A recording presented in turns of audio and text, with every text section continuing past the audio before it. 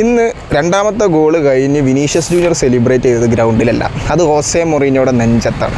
കാരണം ഒരു പ്ലെയർ എങ്ങനെ സെലിബ്രേറ്റ് ചെയ്യണമെന്ന് തീരുമാനിക്കേണ്ടത് അത് ആ പ്ലെയറാണ്, അല്ലാതെ ഹോസെ മൊറീനോ അല്ല. ഹോസെ മൊറീനോ ചോദിക്കുകയാണ് വിനി ജൂനിയർ അങ്ങനെയൊക്കെയാണോ സെലിബ്രേറ്റ് ചെയ്യുന്നത്. ആ ഒരു ഫസ്റ്റ് ലെഗ് കഴിഞ്ഞതിന് ശേഷം അതിന് റിപ്ലൈ വളരെ കൃത്യമായിട്ട് വിനീഷ്യസ് ജൂനിയർ ബെർണാബി ഗ്രൗണ്ടിൽ കൊടുത്തു എന്നുള്ളത് തന്നെയാണ് നമുക്കത് കാണാനുള്ളത്.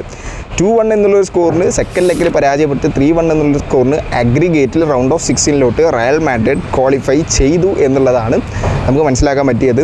പക്ഷേ ബെൻഫിക്കയെ റയൽ മാഡ്രിഡ് ബെർണാബിയിൽ തീർത്തോ എന്നൊക്കെ ചോദിച്ചു കഴിഞ്ഞാൽ അതില്ലാന്ന് എനിക്ക് പറയാൻ പറ്റുള്ളൂ.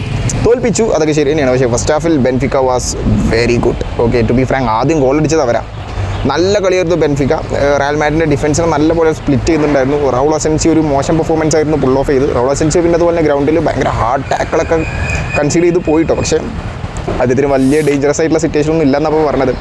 പക്ഷേ അവരുടെ കിഡിലൻ അറ്റാക്കുകൾക്കിടയിലും തിബോ കോർട്ടുവ, റൂഡിഗർ ഇവർ രണ്ടുപേരും നല്ലപോലെ കളിച്ചുകൊണ്ട് തന്നെ ഡിഫൻസിൽ ഒരു പരിധി വരെ ഗോൾ കൺസീഡ് ചെയ്തില്ല. ആദ്യം ഗോൾ കൺസീഡ് ചെയ്തു, പക്ഷേ എച്ചമനി മാൻ കിഡിലൻ, അദ്ദേഹം രണ്ടാമത്തെ കിഡിലൻ ഗോൾ സ്കോർ ചെയ്തു. പിന്നെ രണ്ടാമത്തെ ഗോൾ ഞാൻ പറയണ്ടല്ലോ, വിനീഷ്യസ് ജൂനിയറിൻ്റെ ആ ഒരു സ്മൂത്ത് സിൽക്കി ഫിനിഷോട് കൂടിയുള്ള ഒരു ഫിനിഷ്. അങ്ങനെ 2-1 എന്നുള്ളൊരു സ്കോറിന് റയൽ മാഡ്രിഡ് വിജയിച്ചു. ഫെഡറിക്കോ വാൽവേർദേൻ്റെ വക 2 അസിസ്റ്റ് ഉണ്ടായിരുന്നു. Real Madrid totally round of 16 qualify. ഇനി സിറ്റി അല്ലെങ്കിൽ സ്പോർട്ടിംഗ് CP ആയിരിക്കും റയൽ മാഡ്രിഡിൻ്റെ round of 16 opponent. Manchester City വരുവോടേ,